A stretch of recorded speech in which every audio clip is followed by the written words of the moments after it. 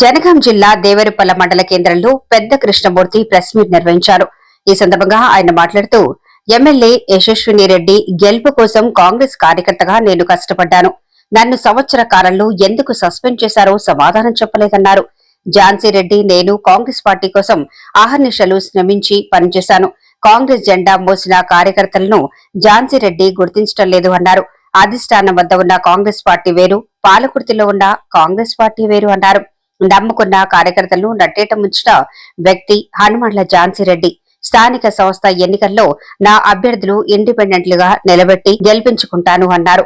పాలకుర్తి అడ్డ పోరాటాల పురిటిగడ్డ. రానున్న రోజుల్లో భారీ బహిరంగ సభను పెట్టబోతున్నా అన్నారు. రానున్న రోజుల్లో అత్యంత కీలక ప్రకటన చేయబోతున్నానని అన్నారు. ఇలాంటి కార్యక్రమాలు నిర్వహిస్తున్న సందర్భంలో లబ్ధి పొందాల్సింది కాంగ్రెస్ పార్టీ నమ్ముకొనున్న ప్రజలు, కార్యకర్తలు.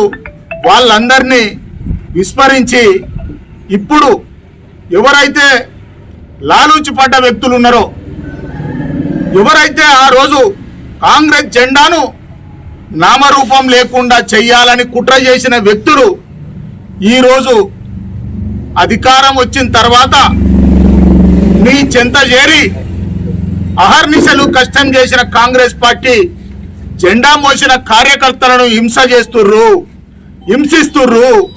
పీడిస్తుర్రు.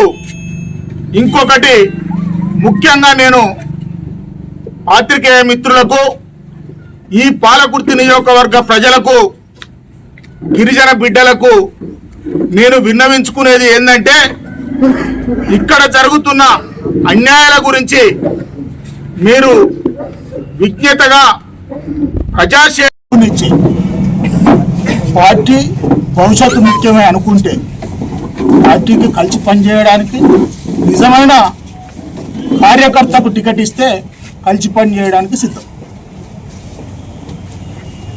నిజమైన కార్యకర్తకు, నిజమైన నాయకునికి, 10 సంవత్సరాలు కష్టపడ్డ వ్యక్తికి ఏ సామాజిక వర్గం కానీ, ఎస్సీ కానీ, ఎస్టీ కానీ, బీసీ కానీ, మైనార్టీ కానీ, ఓసీ కానీ నిజమైన ఎంపిక జరిగితే వారికి సపోర్ట్ చేయడానికి మేము సిద్ధం.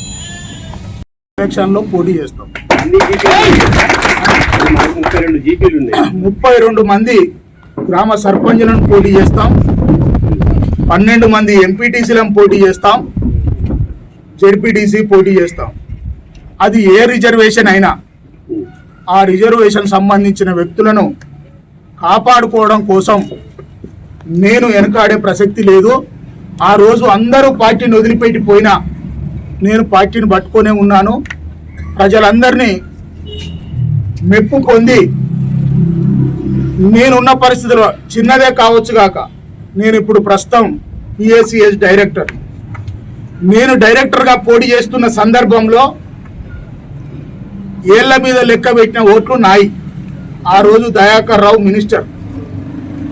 మినిస్టర్ అయి ఉండి కూడా ఆయనకు అత్యంత బలగం ఉన్నా కానీ ఈ దేవరుప్పుల గ్రామానికి సంబంధించిన ప్రజలు, ఈ మండలానికి సంబంధించిన ప్రజలు నా మాట నమ్మి నన్ను రక్షించుకోవాలని చెప్పి ఆ రోజు నాకు 90 ఓట్ల మెజార్టీ ఇవ్వడం కూడా జరిగింది. చిన్న పదవే.